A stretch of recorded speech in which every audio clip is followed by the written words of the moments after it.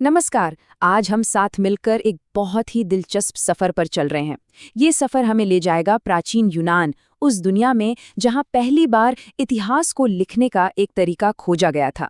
हम जानेंगे कि कैसे दो महान थिंकर्स ने इस बात को हमेशा के लिए बदल दिया कि हम अपने अतीत को कैसे देखते और समझते हैं। तो चलिए एक बहुत बड़े सवाल से शुरू करते हैं। कोई भी घटना जब घट जाती है तो वो बस एक याद बनकर रह जाती है ना? लेकिन उस धुंधली सी याद को एक ठोस भरोसेमंद कहानी मतलब इतिहास में कैसे बदला जाए, यही वो पहेली थी जिसे सुलझाने की सबसे पहली कोशिश प्राचीन यूनानियों ने की थी। जरा उस दुनिया के बारे में सोचिए जहां इतिहास लिखा नहीं जाता था, अतीत की कहानियां बस सुनाई जाती थीं, मिथकों और किस्सों के जरिए। कोई सबूत नहीं, कोई जांच पड़ताल नहीं, बस वही कहानियां जो एक पीढ़ी से दूसरी पीढ़ी तक पहुंचती थीं। और यहीं पर यूनानी इतिहास लेखन या जिसे हिस्टोरियोग्राफी कहते हैं वो सामने आया। ये सिर्फ घटनाओं को लिख लेने से कहीं ज्यादा था। ये एक बिल्कुल नया तरीका था सबूतों को परखने का और ये समझने का कि कोई चीज आखिर हुई तो क्यों हुई। अतीत को देखने का एक एनालिटिक नजरिया था ये यात्रा शुरू हुई लोगोग्राफर्स से। और बड़ी दिलचस्प बात है कि ये लोग पेशेवर लेखक तो थे ही, साथ में वकील भी थे।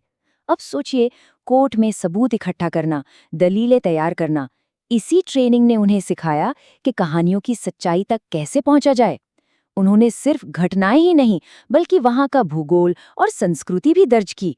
एक तरह से कह सकते हैं कि वे अपने जमाने के पहले कल्चरल एंथ्रोपोलॉजिस्ट थे। चलिए अब हमारे पहले मेन कैरेक्टर से मिलते हैं, एक ऐसा इंसान जिसे आज भी इतिहास का पिता कहा जाता है। ये हैं हेलिकार्नासिस के हेरोडोटस। उन्हें ये title the father of history पहली सदी ईसा पूर्व के मशहूर रोमन वक्ता सिसरो ने दिया था, और कहना पड़ेगा कि हेरोडोटस ने वाकई अतीत को देखने का नजरिया ही बदल दिया। हेरोडोटस का तरीका बड़ा अनोखा था। उनका लक्ष्य बहुत बड़ा था, सिर्फ यूनानियों के ही नहीं बल्कि उनके दुश्मनों यानी गैर यूनानियों के भी महान कामों को सहेजना। उन्होंने पूछताछ की, जिसे यूनानी भाषा में हिस्टोरियाई कहते हैं, और इसी शब्द से हिस्ट्री बना। वो लोगों से मिलते, उनकी कहानियां सुनते, और अगर एक ही घटना के बारे में अलग अलग बातें पता चलती तो वो उन सभी को अपनी किताब में जगह देते थे। उनके अपने शब्दों में ही उनका मकसद बिल्कुल साफ छलकता है। वो चाहते थे कि इंसानों की उपलब्धियां, चाहे वो किसी की भी हों, वक्त की धूल में गुम ना हो जाएं।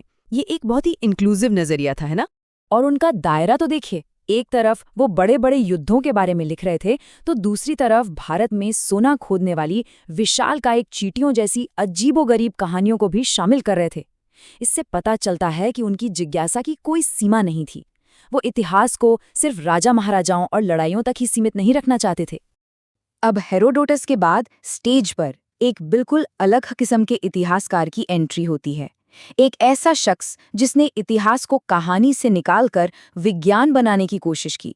एथेंस के थ्यूसिडाइड्स, इन्हें वैज्ञानिक इतिहास का पिता कहा जाता है, और ये टाइटल सुनते ही हेरोडोटस के साथ इनका फर्क साफ हो जाता है। उनका अप्रोच बहुत ज़्यादा फोकस्ड और सख्त था।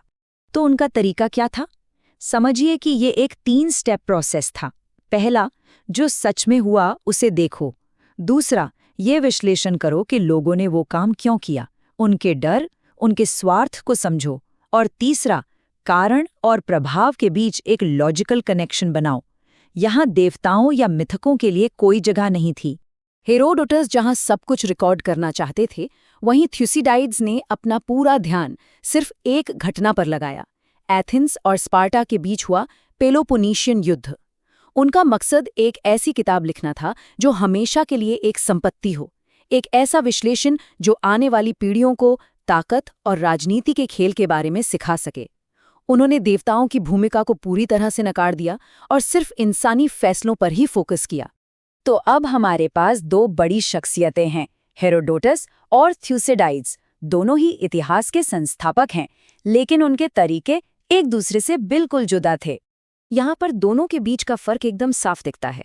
एक तरफ है हेरोडोटस, जिनका कैनवस बहुत बड़ा है, जो कल्चर और कहानियों में दिलचस्पी रखते हैं, और दूसरी तरफ थ्यूसिडाइड्स, जिनका अप्रोच बहुत गहरा है, जो राजनीति, ताकत और एकदम सख्त विश्लेषण पर फोकस करते हैं। मतलब एक है कहानीकार तो दूसरे हैं वैज्ञानिक। तो इन दो बिल्कुल अलग नजरियों ने मिलकर दुनिया को आखिर दिया क्या? इनकी विरासत क्या है? देखिए, उनके तरीकों में भले ही फर्क था, लेकिन उन्होंने मिलकर एक क्रांति ला दी। उन्होंने ये आइडिया स्थापित किया कि इतिहास इंसान बनाते हैं, देवता नहीं। उन्होंने दिखाया कि हम सबूतों के जरिए अतीत को समझ सकते हैं, और सबसे बड़ी बात, उन्होंने इतिहास लेखन का एक मेथड बनाया, एक तरीका जिससे अतीत की तर्कसंगत और सबूतों पर आधारित कहानी गढ़ी जा सके। और उनकी ये विरासत आज तक जिंदा है।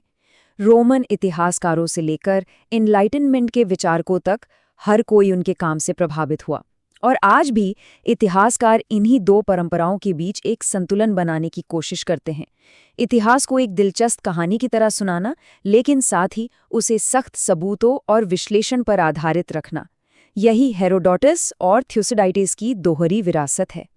और ये हमें आखिरी सवाल पर लाता है। उनकी वो पुरानी बहस आज भी उतनी ही जरूरी है।